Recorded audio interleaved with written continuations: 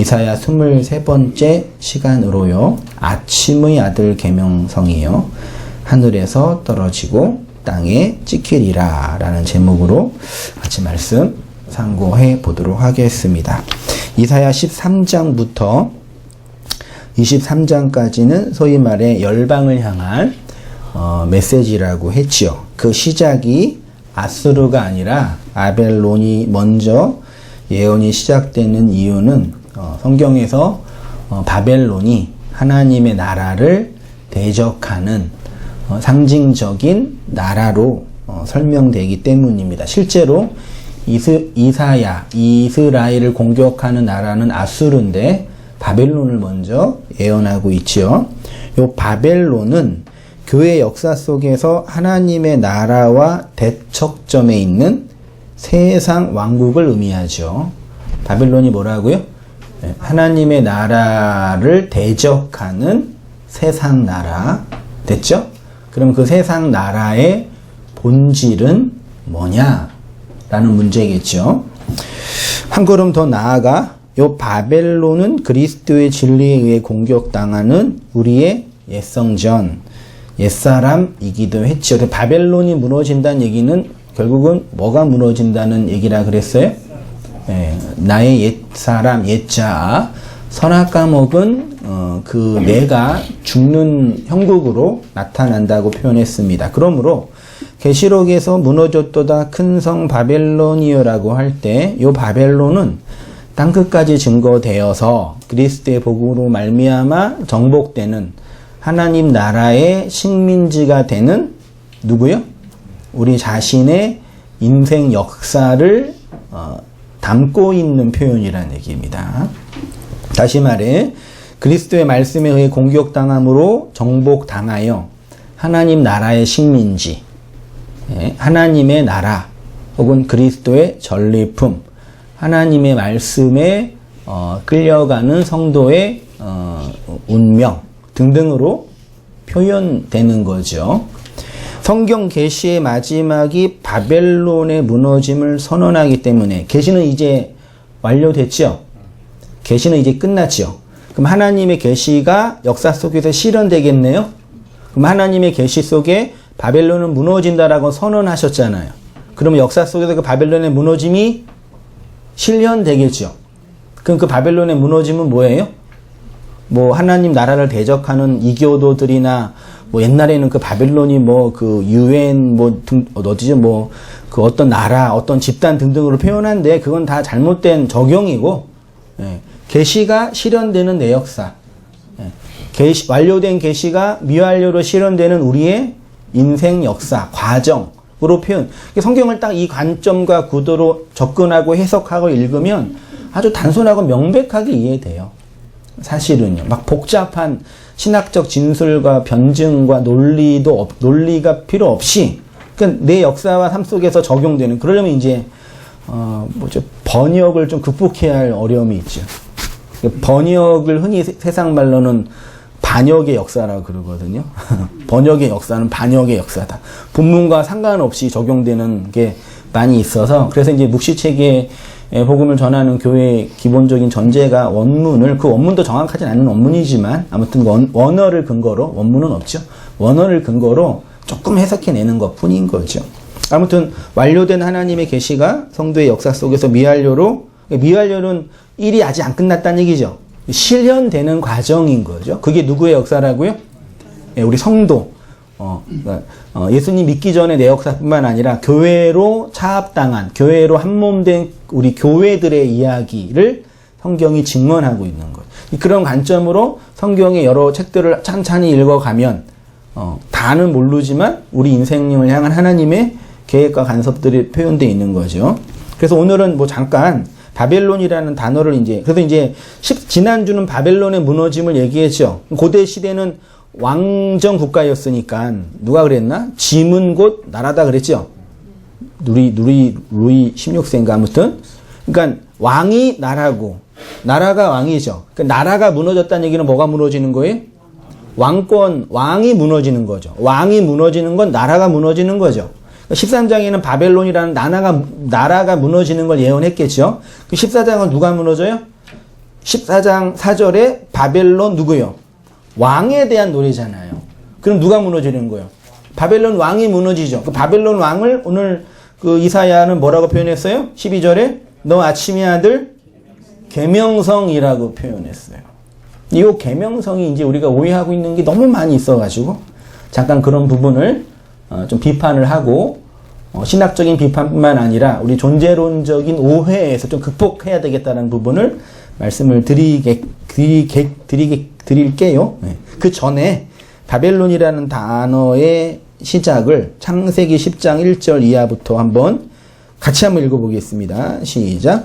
노아의 아들 셈과 함과 야벳의 족보는 이러하니라. 홍수 후에 그들이 아들을 낳았으니 함의 아들들은 구스와 미스라임과 북과 가나안이요. 구스의 아들은 스바와 하율라와 삽다와 라마와 삽드가요. 라마의 아들은 스바와 드단이며 구스가 또 니므롯을 낳았으니 그는 세상의 첫 용사라. 그가 여호와 앞에서 용감한 사냥꾼이 되었으므로 속담에 이르기를 아무는 여호와 앞에 니므롯같이 용감한 사냥꾼이로다 하더라. 그의 나라는 시날 땅의 바벨론과 에렉과 아깝과 갈레에서 용어도 힘들죠. 10장 잘 안 읽는 이야기인데 10장에 노아의 세 아들 있죠.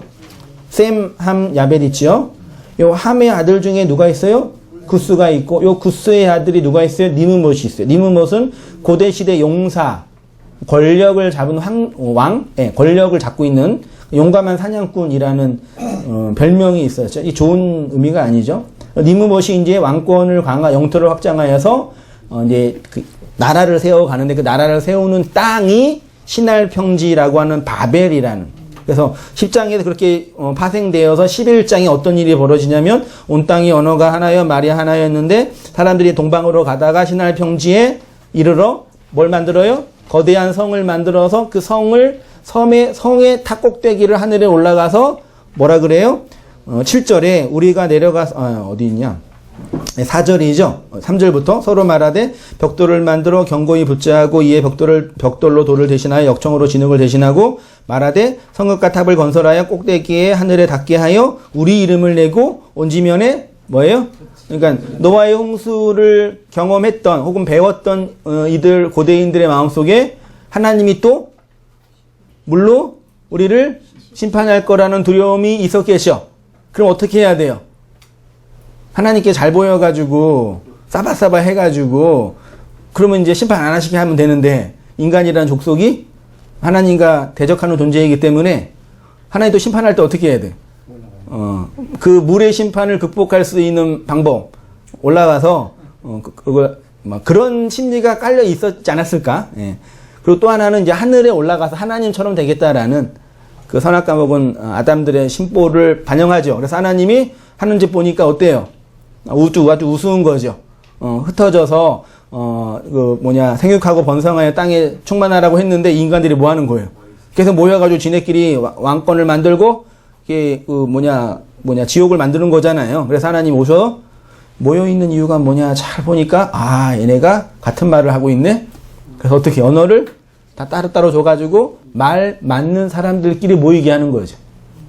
흩어지는 거죠. 그때부터 이제 인류가 이렇게 뻗어나갔다는 그런 고고학적 얘기도 있는데 아무튼 그건 그 세상 얘기고. 그래서 언어의 문제가 사람은 뭘로 모여요? 같은 말을 하는 자로 모이는 거죠. 그게 이제 나중에 어디죠? 사도행전에 가면은 성령이 임해가지고 언어가 하나가 되죠. 그래서 다시 이제 교회가 모이는 현상이 나오는 거죠. 그렇죠. 교회라는 이 역사 공동체는 그 진리를 한 마음과 한 언어로 소통하고 나누는 공동체인 거죠. 말을 배우고 아무튼 그런 이야기가 쭉 나오면서 9절을 보시면 그러므로 그 이름을 뭐라 그런다고요? 바벨인데 그 땅이 언어를 혼잡케 하셨으므로 그들이 온 지면에 흩어졌다. 여기 이제 바벨론의 성경의 최초적인 설명이고 또 이제 계시록에 가면 무너진 바벨론에 대한 이야기가 쭉 나와 있어요. 지난주에 한 번 했었고 잠깐. 근데 오늘은 계명성을 좀 해야 되는데 그러니까 바벨론의 나라의 왕 누구라고요? 오늘은 본문에는 계명성이라고 이사야가 명한 거예요. 바벨론이라는 왕국의 왕이 있는데 그게 누구라고요? 계명성. 선악과 먹은 모든 인간의 존재는 자아라는 자기 나라 확장을 위해 살아가지요. 그리고 그 나라는 하나님처럼 하나님 자리에 올라가감으로 하나님 흉내내기를 하는 자로 나타나겠지요. 그래서 하나님은 바벨론을 반드시 무너뜨리시겠다는 시겠다고 이사야를 통해 예언하는, 그러니까 1장부터 12장까지는 예루살렘을 향한, 이스라엘을 향한 예언이고 13장부터는 이방인을 향한 예언인데, 이스라엘 입장에서 이방인이 이렇게 심판받는다는 얘기가 아니라 이방인의 그 모습이 결국 누구의 모습이에요? 이스라엘의 모습인 거죠, 사실은요. 그러니까 언약 백성을 공격한 이방인들을 하나님이 심판한다, 그게 아니라 잘못된 언약적 해석이고, 이 이방인의 모습은 결국 너희들의 확장이다, 그 얘기하는 거예요. 네. 그 나중에 이제 그 이방인의 모습이 몇 개 나라인가? 바벨론, 아수르, 블레셋, 모압, 다메섹, 구스 있잖아요. 다 이들의 모습 속에 예루살렘의 모습을 다 반영하고 있는 거예요, 사실은요. 그러니까 복음을, 말씀을 확장해서 다시 설명하는 거예요. 반복, 확장해서 또 넓게 설명하는 거예요. 같은 내용이에요. 그 예언의 핵심이 뭐냐면, 아침의 아들 계명성이란 이름으로 등장하는 바벨론 왕이, 이제 본문에는 뭐라고 표현되어 있어요? 하늘에서 떨어지고 땅에 찍히게 된다. 바벨론도 하늘에 올라갔잖아요. 바벨탑도 올라가려고 그랬잖아요. 하나님이 떨어뜨렸죠. 언어를 혼잡케 해가지고요. 똑같이 된 거예요. 누가요? 계명성이. 고대 시대는 왕정 국가였기 때문에 왕이 곧 나라였겠죠. 그래서 왕이 무너진다라는 것은 그 나라가 무너진다라는 것으로 표현됐겠죠. 그래서 계명성에 관한 심판 선언과 바벨론에 관한 심판 선언이 거의 비슷한 언어로 표현되고 있어요. 근데 이제 오늘 중요하게 첫 번째로 다뤄야 할 부분이 뭐냐? 요 계명성이라는 이 일반 명사에 대한 그 신학적, 해석적 오류가 우리의 신앙생활에, 하나님을 이해하는 신학에 아주 큰 오해를 놓고, 그러니까 우리 신앙의 큰 전제를 흔들어 놓은 거죠, 말하자면요. 이 계명성을 흔히 뭘로 이해해요? 맞나요? 성경사전, 심지어 성경사전에도요, 일반 백과사전에도요, 이 계명성을 루시퍼로 이해해요. 루시퍼가 누구예요? 루시퍼가 사탄이라고 누가 그래요? 누가 그랬어요?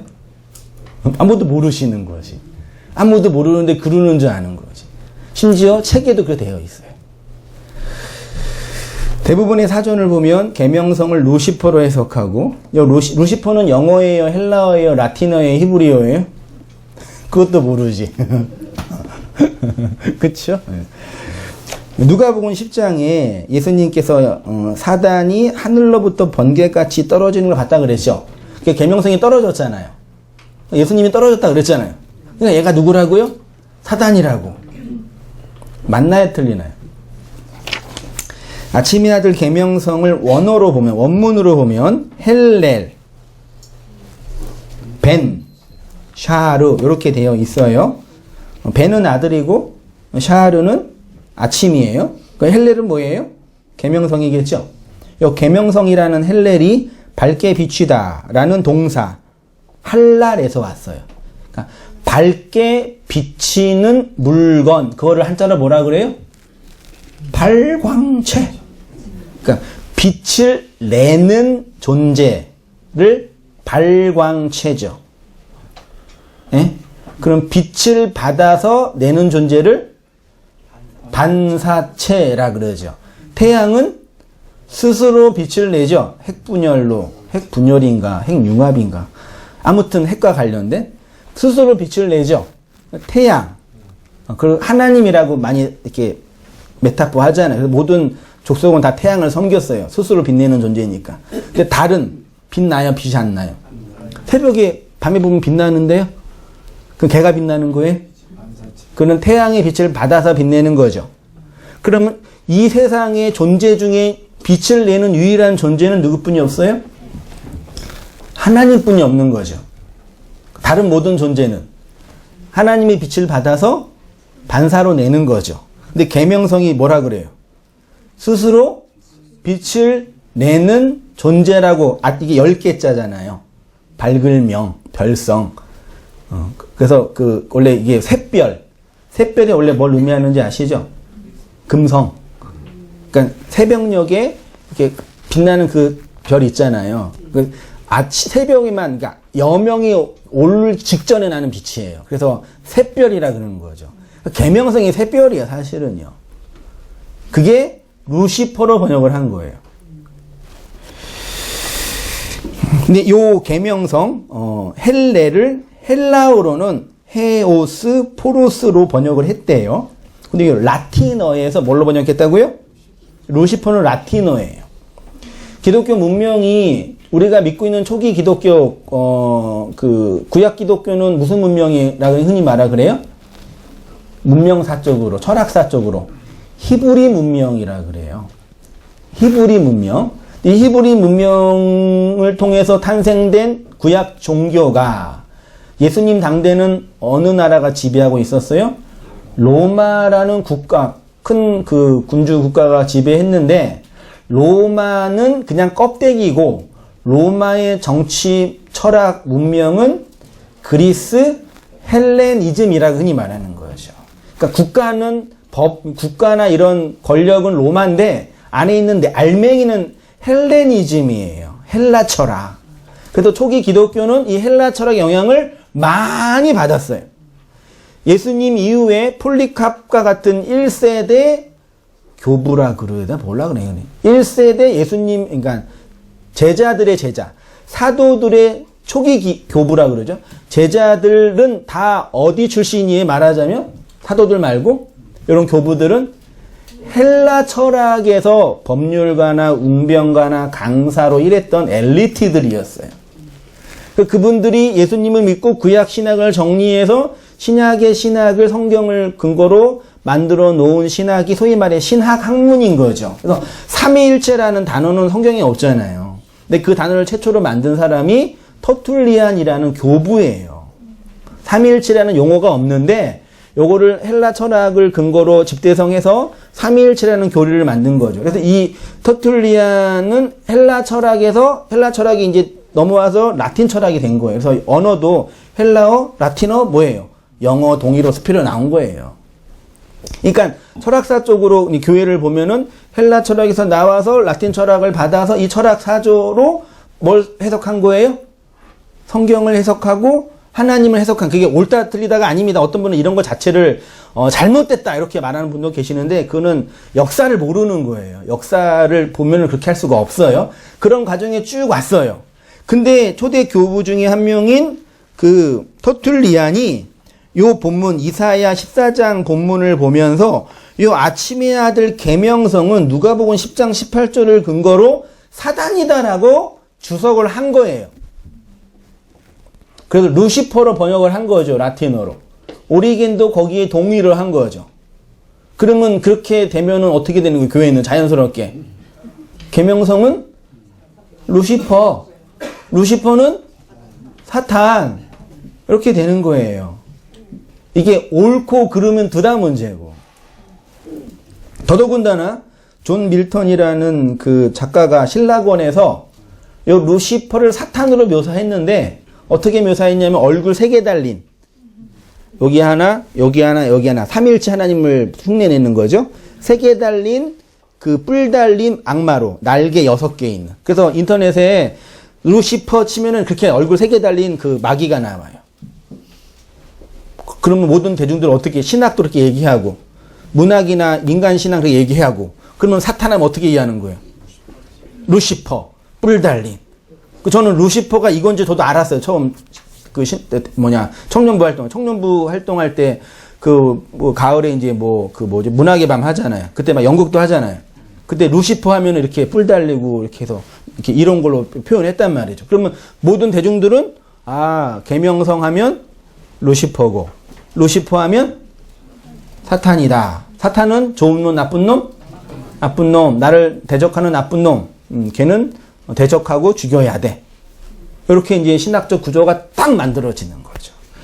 요거를 소위 말해 이원론이라고 표현하는 거예요. 그래서 우리가 신학적인 개혁을 하고 고민을 해도요. 모든 한국교회 기독교 이 큰 담론은 이원론의 구조 안에 여전히 있어요. 신학이 아니더라도 이원론이 뭐예요? 선과 악이 싸운다. 그렇죠? 그러면 선은 누구예요? 하나님. 악은 누구예요? 사단. 그래서 사단은 나한테 나쁜 거 주고 하나님은 나한테 좋은 거 주고. 그래서 하나님께 기도해서 하나님 얘 좀 혼내주세요. 안 혼내주죠? 왜 안 혼내줘요? 내가 믿음이 없어서. 그럼 어떻게 해요? 더 믿음을 발휘해야죠. 혼내주세요. 그래도 안 혼내줘. 뭐가 부족한 거예요? 보시가 부족해서 불교용을 일부러 쓴 거예요. 보시를 계속 해야 되는 거죠. 그러면 하나님 알았어. 내가 이게 누구야 이게? 조폭이지 이게. 아닌가? 돈 좀 더 내봐. 내가 해줄게. 이게 선악 구조, 이게 이원론이니까요. 그러니까 아무리 뭐 신학을 묵시복을 배워도 뭐 말씀을 들어도 내 이 구조는요. 요게 두 나눠져 있다니까요. 그렇죠. 그래서 인생 살다가 아프지요. 병나지요. 사업도 망할 수 있죠. 어려운 일 당하죠. 안 당할 수 있어요? 당해요. 그럼 누구 때문이에요? 사단이 내 인생을 힘들게 만든 거잖아요. 그런 두려움에 탁 갇혀 있단 말이에요. 근데 교회에서 이제 무당 같은 분이 그런 이유가 선조의 지은자가 있거나 네가 기도를 안 하거나 아니 하나님이 더 거룩한 뜻이 있어서 그런 거다라고 얘기해주면 어떻게 되는 거예요? 훅 가는 거지 그냥. 그렇죠? 이 구조에 그대로 있어요. 아니라고요? 말씀을 들어도 여전히 그 안에 있다니까요. 저 처음 개척할 때 그 카페 교회를 먼저 시작했잖아요. 전 카페는 하나도 그냥 카페 가서 차나 마셨지 카페 교회 뭔지도 모르고 시작한 거예요. 물론 망했지만 돈 많이 들어먹었지만 어떻게 시작했냐면 혼자 못 하잖아요. 근데 아시는 목사님이 그런 카페도 하시고 이건 건설을 잘 하시면서 이렇게 운영하시는 그런 경험이 많은 여자 목사님이 계셨는데 그분의 도움을 많이 받았어요. 그래서 절 도와주신다 그러는 거예요. 저는 너무 내가 개척을 하는데 하나님께 사람을 보내주셨다. 맞아요. 많이 사례비도 많이 못 드리고 많이 도와주셨어요. 진짜 그분이 많이 이런 인터넷 다 도와줬단 말이에요. 물론 아시는 부분도 있지만 처음 개척할 때요. 근데 지나가서 왜 그분이 목사님 왜 이렇게 저를 많이 도와주세요? 그러니까 이거라도 해야지 내 자식들이 좀 왜냐면 자녀분이 그러니까 자녀분이 목사한테 시집간 사모가 있어요. 한숨을 쉬세요? 부모의 마음을 아세요? 그러니까 이거라도 하면 그래도 하나님이 섭섭하지는 안 하게 해주진 않지 않을까라는 게 이 심연 깊이 깔려있지 않을까요? 우리 마찬가지 아니세요? 요거라도 하면은 하나님이 내 자식 좀 해준다 그러면 안 하겠냐고요. 한번 해볼까요, 우리도? 그러니까 신학이나 뭐나 이게 문제가 아니라요. 그런 내면에 이런 구성이 이미 되어 있는 거예요. 루시퍼가 타락한 천사로 많이 묘사되어 대중들은 자연스럽게 아침의 아들 계명성이 곧 루시퍼고 루시퍼가 뭐라고요? 여러분 천사 아세요? 아세요? 모르세요? 보신 분 보셨으면 저한테 오세요. 감정 좀 받아야 돼. 이 천사론 악마론이 있잖아요. 원래 그러니까 하나님이 있고 인간이 있죠. 하나님과 인간계의 중간계에 누가 있어요? 영계라는 게 있잖아요. 그 천사라 하니 그러잖아요.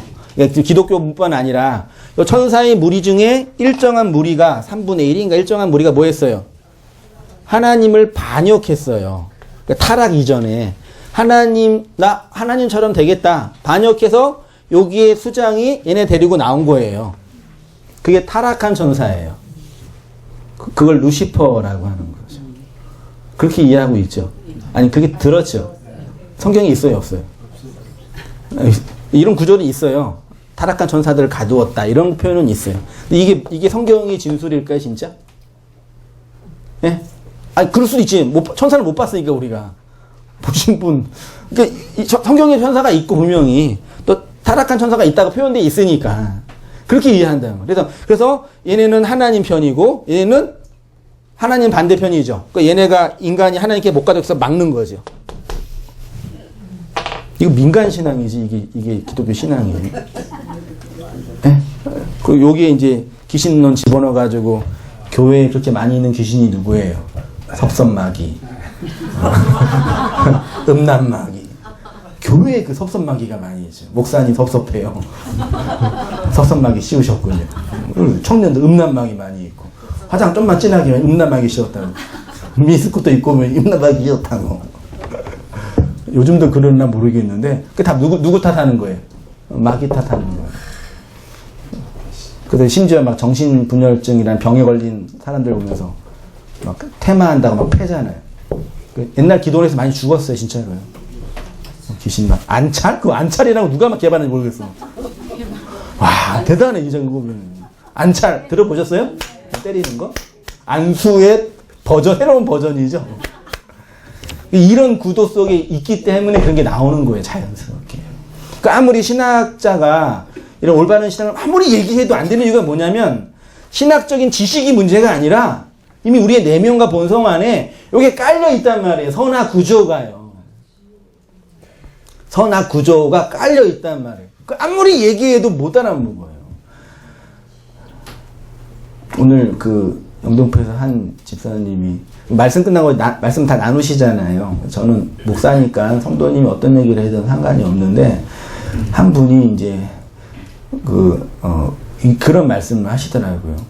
목사님이 몇 년 동안 계속 여기에서 똑같은 말씀, 이 복음을 계속 전하고 있는데, 우리 성도님들은 그 말씀과 상관없는 자기 얘기만 하시는 것 같다고.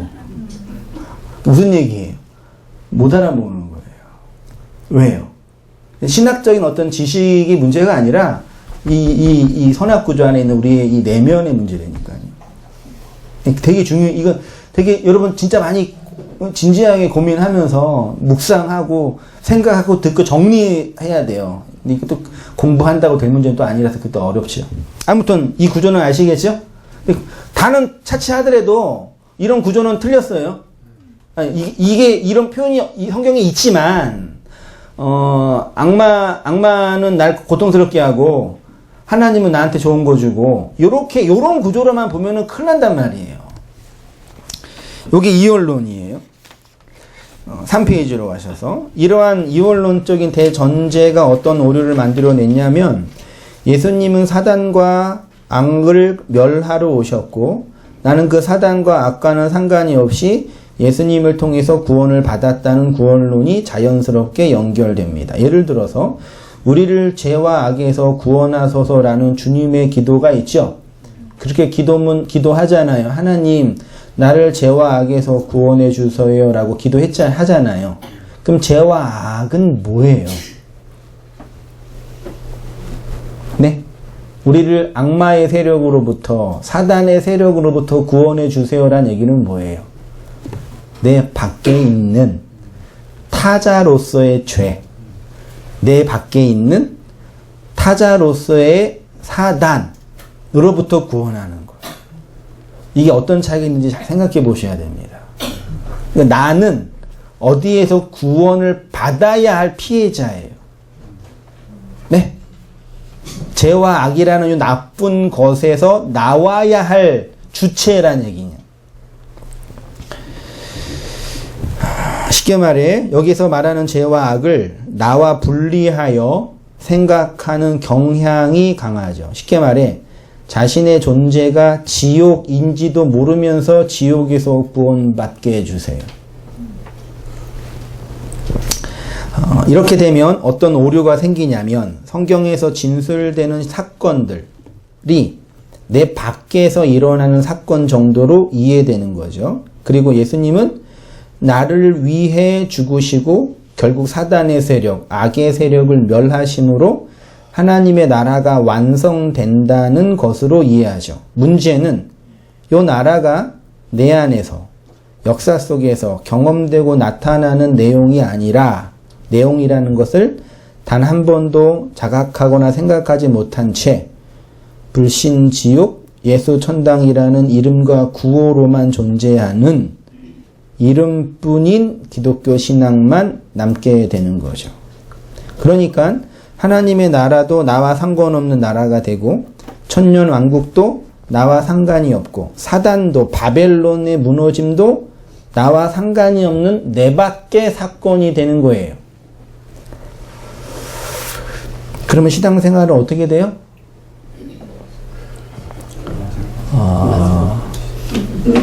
손흥민이 골을 넣으면 기분이 좋아요, 나빠요? 우리 축구 잘 모르시는 분 좋은 거 없나?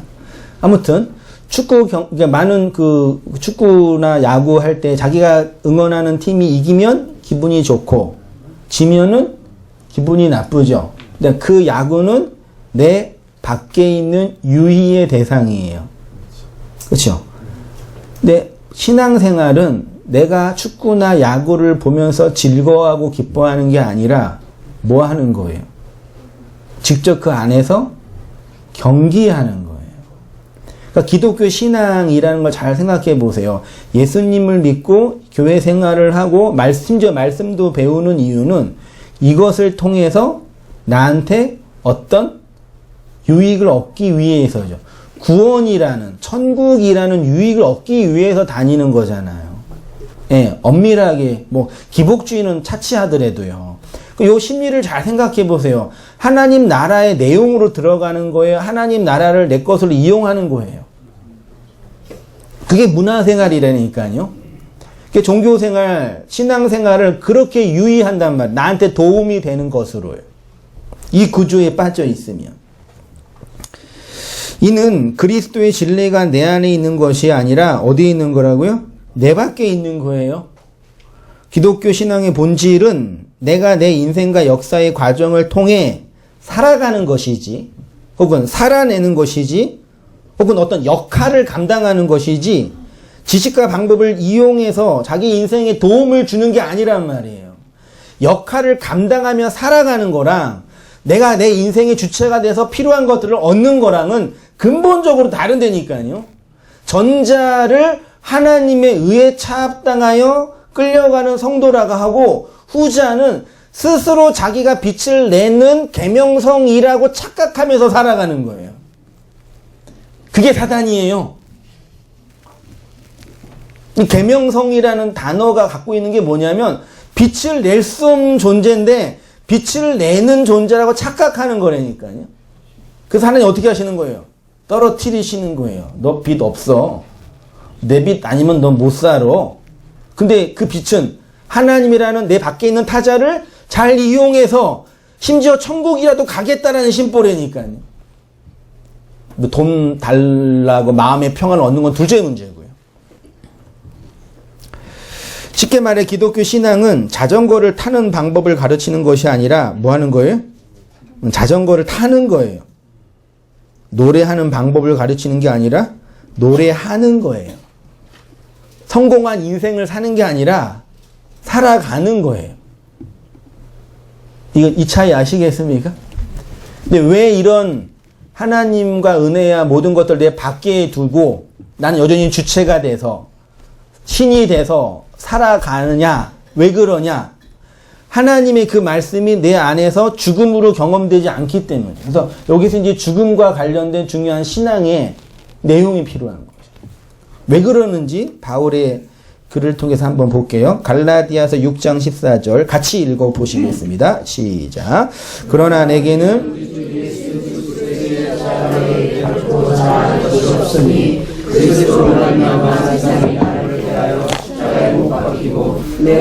세상에 대하여 그러하니라. 앞에 부분보다 뒤에 그리스도로 말미암아 세상이 나를 대하여 십자가에 못 박히고 내가 세상을 대하여 그러하니라 그랬죠. 이 세상의 십자가는 몇 개가 세워진 거예요? 골고다 언덕에 예수님의 십자가, 우편에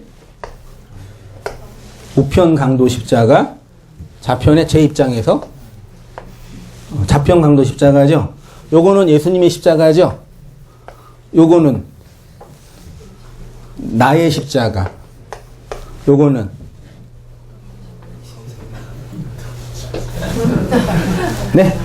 세상 십자가. 십자가는 몇 개예요? 3개예요. 십자가는 뭘 상징해요? 죽음을 상징해. 그러면 죽음이라는 게 몇 개 있어요? 예수의 죽음, 나의 죽음, 세상 죽음이. 바울이 이렇게 표현하는 거예요. 예수는 죽었어요, 안 죽었어요? 죽었죠? 그거 다 인정해요? 무신론자도 인정해요? 역사적 사실이니까. 죽었지요? 나는? 그래서 그러는 거예요. 나는, 세상은. 잘 보세요, 이제. 이것을 바울의 용어로 다시 설명을 하면 기독교 신앙은 세 존재의 죽음이 전제됩니다. 바울의 십자가는 3개의 십자가인데 첫째는 예수의 십자가, 둘째는 바울 자신의 십자가, 세 번째는 세상 십자가죠. 그러므로 골고다 언덕의 십자가의 죽음은 세 존재의 죽음인 거죠. 예수님의 죽음, 바울의 죽음, 세상 죽음. 요 죽음이 하나가 돼야 진정한 의미의 죽음이 되죠. 따로 죽으면.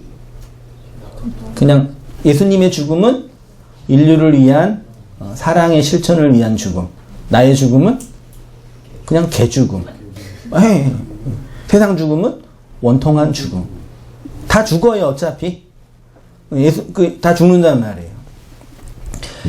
창세기 2장 17절 보세요. 선악을 알게 하는 나무의 열매는 먹지 말라. 내가 먹는 날에는 반드시 죽으리라 그랬죠. 내가 먹는 날에는 반드시 죽는다. 이 말씀이 선악과 먹은 아담과 하와를 향한 하나님의 심판이고 저주처럼 보이시지요? 그치요? 그러나 이 말씀은 하나님의 구원의 언약이 담겨져 있는 말씀입니다. 내가 먹는 날에는 반드시 죽는다. 이 부분을 의역하면 너희 선악과 먹는 날 안에서 죽음을 죽으리. 원문에는 욤, 아칼, 민, 무트, 타, 무트로 되어 있어요. 욤은 뭐죠? 날이라는 히브리어인데 앞에 전치사 배가 있어요. 날 안에서 아칼은 먹다라고 민은 전치사예요. 어디로부터예요. 그러면 선악과 먹는 너의 날로부터 그날 선악과 먹고 태어났잖아요. 선악과 먹는 너의 그 날로부터 너는 뭐한다? 죽는다. 그게 뭐예요? 그 죽음을 죽인다. 이해되시나요? 내가 먹는 날, 선악과 먹어서 죽고 있는 너의 그 죽음을 내가 죽일 거다. 죽음을 죽인다는 얘기는 뭐예요? 나는 선악과 먹었잖아요. 그걸 죽음의 상태라 그러죠. 그 죽음을 하나님이 죽이신대요. 그럼 나의 죽음을 예수님이 죽이면 나는 죽는 게 뭐가 되는 거예요? 죽음을 죽였으니까 사는 거잖아요. 여러분 이해되시나요? 그래서 존 오웬이라는 청교도 신학자가 아주 걸출한 신학 논문집을 썼는데 영어로 Death of Death in Christ인가? 그리스도 안에서 죽은 성도의 죽음. 그럼 사는 거예요, 죽는 거예요? 우리의 죽음을 누가 죽였다니까요. 잘 이해되셔야 돼요. 그러니까 이 말씀은 선악과 먹은 아담과 하와를 향해서 너 먹었지? 너 죽었어. 요거에 아니에요. 아니 겉으로 보면 그렇게 보이잖아요. 근데 그 한번 생각해보세요. 선악과 누가 만들었어요? 하나님이. 그치요? 왜 만들었어요? 아니 먹지 말라 그러면 이게 지금도 싸우는 그 무신론자랑 지금도 싸우는 논제잖아요. 니네 하나님은 선악과를 왜 만들었대? 이거잖아요. 그거는 우리를 로봇으로 안 만들려고 선한 의지를 막 얘기하잖아요. 거두절미하고 왜 만들었어? 먹을 거 알았어, 몰랐어? 알았잖아요. 그러면 알았는데 만들었어. 그러면 그거 뭐예요? 먹으란 얘기잖아요. 근데 우리는 먹으면 안 되는 걸로 이해하잖아요. 니네가 먹었어. 선악과 먹고 태어났단 말이야. 근데 내가 그럼 먹어서 죽는 너희의 죽음을 죽일 거야. 이게 구원이잖아요. 그렇게 얘기해 주세요. 예? 괜히 뭐 선한 의지를 뭐 해서 쓸데없는 얘기 하지 마요. 그러니까 하나님이 아니 만들어 놓고 먹으면 너 죽여버릴 거야. 하나님이 그런 분이에요? 그럼 만들지 마셔야지. 만들어 놨잖아요. 맞잖아요. 그러니까 뭐 조폭도 이렇게 안 하잖아요. 내 돈 빌려가. 이자만 주면 돼. 그 이자 못 갚으면 너 죽이잖아요. 더 심하지 이거는요. 조폭은 갚을 수라도 있게 이자라도 주지. 요즘 심한 거 못하겠지만. 근데 덫을 만들어 놓고 덫에 걸리게 하신 거잖아요. 그리고 너 덫에 걸렸지? 너 이제 죽었어. 이씨. 죽어. 이거냐고요. 잘못된 거잖아요. 그러니까 무트가 2번 되어 있습니다. 그래서 직역을 하면 죽음을 죽이리라. 선악과 안에 있는 너의 죽음. 그게 지옥의 상태예요. 예. 선악 판단 안에 있는 그 존재가 죽음의 상태인데 그걸 지옥이라 그런단 말이에요. 그 죽음을 죽여버리겠다. 그럼 뭐해요? 선악 구조에서 나오게 하겠다. 흔히 이제 우리가 선악 구조, 선악 판단 등등 얘기하는데 이 세상을 2개로 보는 게 이혼론이라 그랬죠. 선과 악. 네. 요 2개가 하나가 되는 거죠. 그래서 우리가 하나님을 하나님으로 부르잖아요. 둘을 하나로 보는 거. 이 둘을 하나로 보는 걸 또 선이라 그래요. 잘 들어보세요. 이 악과 이 선 할 때 여기에서 선과 여기에서 선은 같아요, 달라요? 다른 거예요. 정자와 난자가 만나면 서로 죽어서 생명이 되죠. 정자가 생명이지만 다른 거잖아요, 말하자면. 그러니까 악에서 말하는 이 선악 구조의 이 선과 이게 하나가 돼서 하나 된 연합된 선은 다른 차원이라는 얘기죠. 태초에 하나님은 천지를 창조하시고 보시기에 좋았더라 때 그 선, 하나님의 선을 완성한 이 선은 선악 구조의 2개로 나누어 주름으로 선과 다른 차원의 선인 거죠. 뭐 이거를 뭐 모노게네스, 하나가 된 자, 하나로 완성된 자, 이거 서로 죽어서 하나가 되는 걸 서로 죽어 연합한다. 그 개념으로 가는 거예요. 선이 죽고 악이 죽고, 예.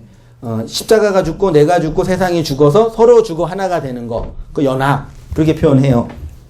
아무튼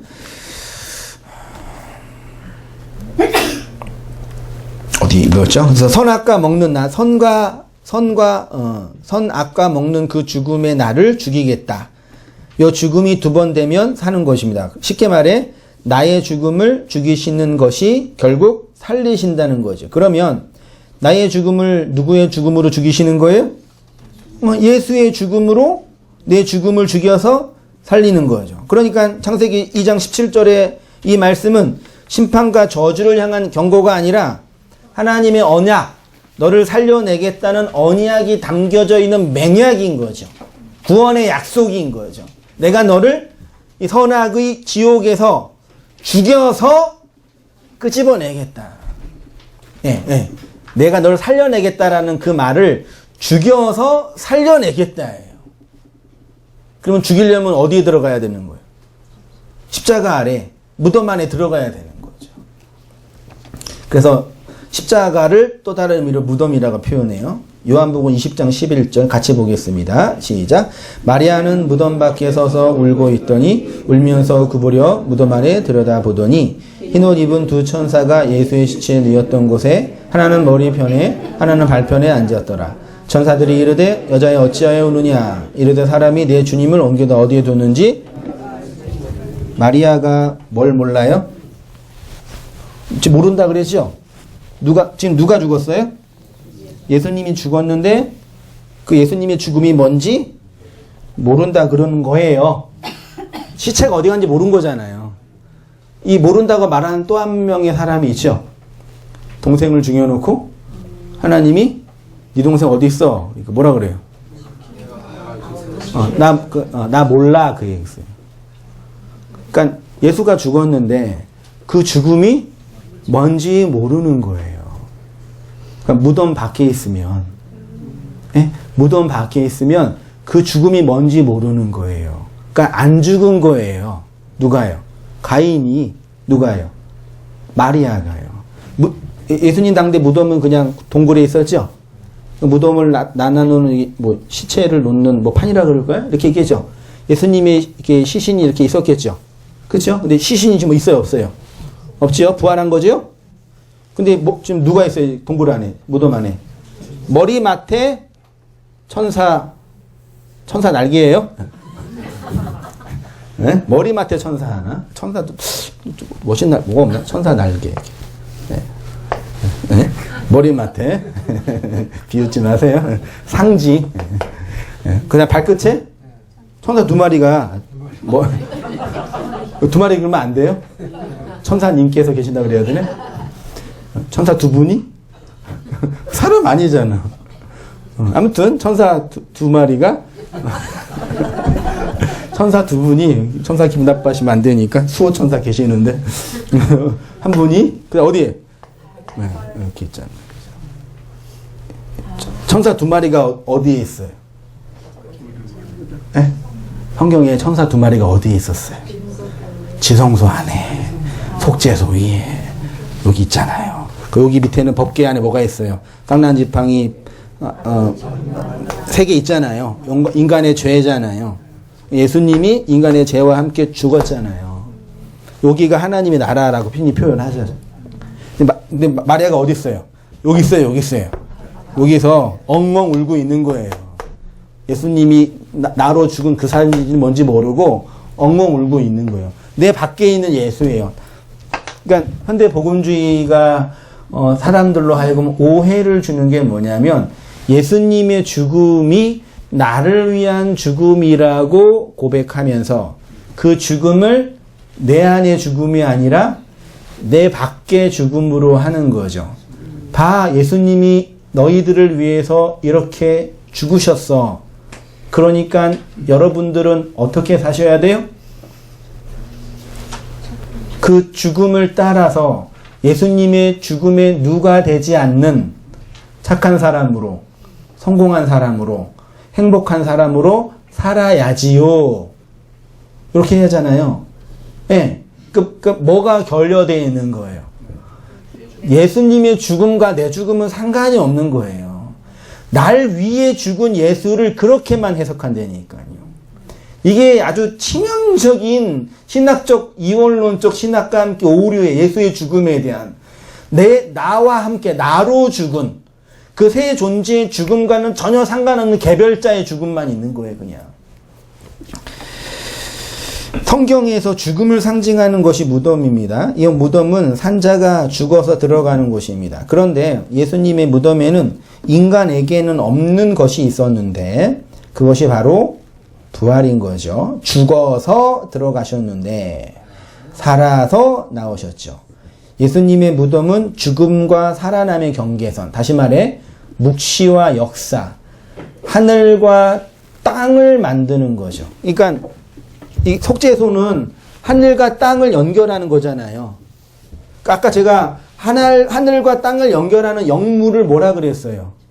그 제 말이 아니라 흔히 사람들이 말하는 영계라 그래요. 하늘과 땅에 문이 있다 흔히 말하잖아요. 요거를 천사가 지키고 있다 그랬잖아요. 흔히 일반 문학에도 그렇고 성경에도 그렇고 요 속죄소란 말이에요. 이 역사고 요거는 묵시죠. 하나님이죠. 그러니까 하나님이 당신의 것을 우리에게 가르쳐 주기 위해서 역사, 물리적으로 보이는 역사를 보여줬죠. 그러면 우리가 하나님의 것을 알려면 이거 알 수 있어요? 이거 볼 수 있어요? 요거 분석할 수 있어요? 요거는 우리 게 아니잖아요. 그럼 당신의 것을 설명하면 뭘로 설명하시는 거예요? 요 아래에 있는 것으로, 땅에 있는 것으로 차소와 순서대로 설명하여서 요게 뭔지 알면 죽었다 그러는 거예요. 이해되세요? 그럼 여기에 함몰되는 거예요. 죽음 속에. 개별적으로 존재하는 시간과 공간 속에 있는 이 모든 상들, 문자, 글로 있는 상들이 뭔지 그리스도의 죽음으로 알면 죽음으로 연합됐다라고 하는 거예요. 그걸 뭐 제 표현으로 용서한다, 뭐 사랑한다. 이 서로 죽음으로 하나 되는 거예요. 그래야지 하늘과 연결되는 거잖아요. 사다리처럼. 이 아래에 있는 것, 이 위에 있는 것 우리가 감지도 못한다니까요. 육체적으로 보이는 물건으로 감지하는 거예요. 이 보이는 상. 그걸 하나님이 뭘로 주셨어요? 이 눈에 보이는 건 물질로 줬는데 이 물질을 증언하고 설명하는 것으로 뭘 줬어요? 말씀을 주신 거잖아요. 그래서 무덤으로 이끌어가는. 그래서 아브라함도 다 살고 뭐만 남겨놨어요? 무덤만 남겨놓은 거죠.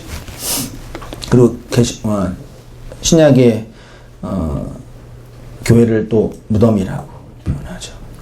아겔다마, 가룟 유다가 죽어서 산, 그 비반.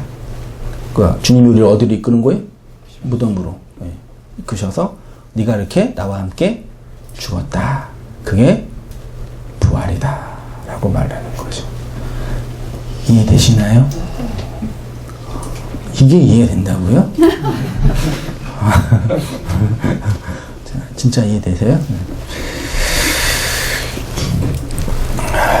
다시 말해 역사의 무너짐과 묵시의 완성, 율법의 무너짐과 진리의 세움, 육체의 죽음과 영의 부활이 있는 것이 예수님의 무덤입니다. 예수님의 무덤은 우리가 알아요, 몰라요? 눈으로 보이게 있어요, 없어요? 없어요. 그래서 어느 고고학에서 예수님 무덤이라 그러는 건 다 뭐예요? 그거 다 뻥이에요. 사업하려고 만든 그런 거예요. 있으면 안 되는 거죠, 그거요. 어떻게? 눈에 보이게 있으면 안 돼요. 예수님의 무덤이 예수의 십자가이고, 요 예수의 십자가가 진리로, 죽음이 진리로 완성되려면 새 죽음, 예수가 죽고 그 죽음 속에 우리 옛자가 죽고, 그리고 세상, 차서와 순서로 물질과 공간으로 준 이 세상이 죽어 새 죽음이 서로 주고 사랑으로 완성되는 걸 하나님의 나라, 천국이라고 하죠. 바울이 말하는 십자가에는 요 새 죽음이 함몰되어 있는 무덤입니다. 요 새 죽음이 하나가 되지 않고 따로 분리되어 있으면 어떻게 되겠습니까? 예수님은 죽으셨습니까? 예수님의 십자가는 세워졌습니까? 그분은 죽으셨죠? 그래서 그 죽음에 대한 신앙 고백으로 세워진 종교를 기독교라고 흔히 말하죠. 요 예수의 십자가는 기독교 문명뿐만 아니라 타종교나 무신론자들도 다 인정하는 죽음이죠. 그러나 예수의 죽음에만 머물러 있는 게 문제죠. 그게 의미 없다는 얘기가 아니라요. 예수님이 날 위해 죽으셨습니다. 그러니 나도 이제 예수님을 위해서 살겠습니다. 이 구조가 지금 보편 기독교의 구원론이에요. 이것이 기독교 신앙 고백의 핵심인데 여전히 예수님의 죽음이 어디 있어요?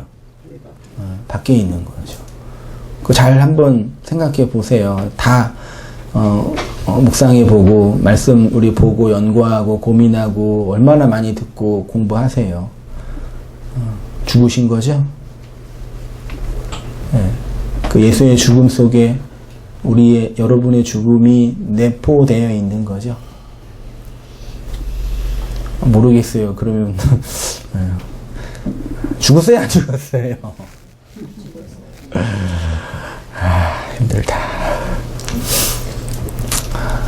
아직 죽은지 모르시겠죠? 그럼 더 죽을 거예요. 이 예수의 죽음과 함께 또 누구의 죽음이 있냐면 세상의 죽음이 있습니다. 그리스도의 십자가는 세상의 십자가, 세상의 죽음도 있습니다. 성도는 이 세상의 죽음을 날마다 경험하고 감지합니다. 이 세상도 결국 죽지요. 멸망당하잖아요. 나도 결국 죽어요. 멸망당해요. 근데 그리스도의 죽음 속에 함몰될 때 그걸 구원이라 그러는 거죠.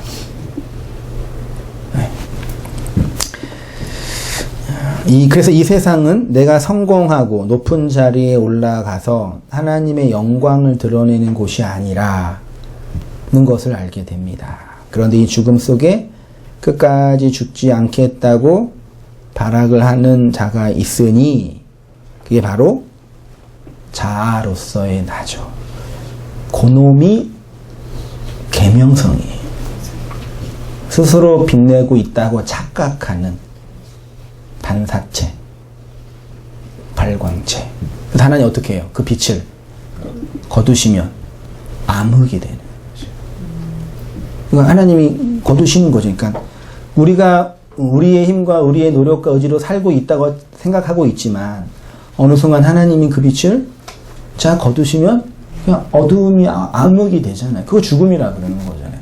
그 죽음을 우리가 역사 속에서 그리스도의 죽음 속에서 경험하는 거죠. 찬양하시잖아요. 나는 아무것도 아닙니다. 찬양하시잖아요. 그게 무슨 고백인지 아시죠? 나는 그냥 힘들게 살아야 돼. 나는 돈도 못 벌어. 그게 아니에요. 나라는 존재는 빛을 낼 수 없는, 당신의 빛으로만 빛낼 수 있는 그런 반사체인 걸 이 그리스도의 죽음을 통해서 배우고 알고 있습니다. 그래서 주님이 비춰준 그 빛에 의해서 감당할 역할을 잘 감당하는 게 나의 소명입니다. 왜요? 근데 이 계명성들이 뭐 하는 거예요? 나 빛 있어? 그러면서 스스로 빛내고 있다고 자랑. 그걸 사탄이라고 하는 거예요. 맞죠? 네. 그리스도의 복음을 만나면 반드시 나의 죽음이 어떻게 돼요? 실현돼요. 예. 반드시 죽으리라. 예. 선악과 먹은 내 인생의 날들을, 날들의 죽음을 그리스도가 죽여서 완성하는 그 언약이 성취가 되죠. 그때 세상 안에서 내 모든 행위와 교회 안에서 나름대로 열심히 하려고 했던 모든 행동들이 잘못됐다기보다는 부끄럽죠.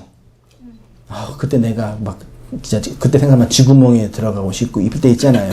잘못된 정보와 왜곡된 자기 자랑과 자기 욕망이 투영된 행동들을 볼 때마다요.